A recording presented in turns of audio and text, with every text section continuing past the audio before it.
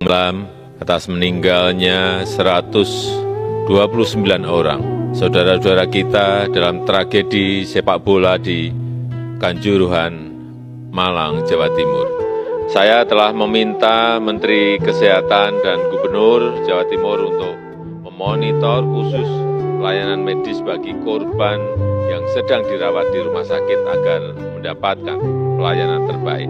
Saya juga telah perintahkan kepada Menpora, Kapolri, dan Ketua Umum PSSI untuk melakukan evaluasi menyeluruh tentang pelaksanaan pertandingan sepak bola dan juga prosedur pengamanan penyelenggaraannya. Khusus kepada Kapolri, saya minta melakukan investigasi dan mengusut tuntas kasus ini. Untuk itu, saya juga memerintahkan PSSI untuk menghentikan sementara Liga 1 sampai evaluasi dan perbaikan prosedur pengamanan dilakukan.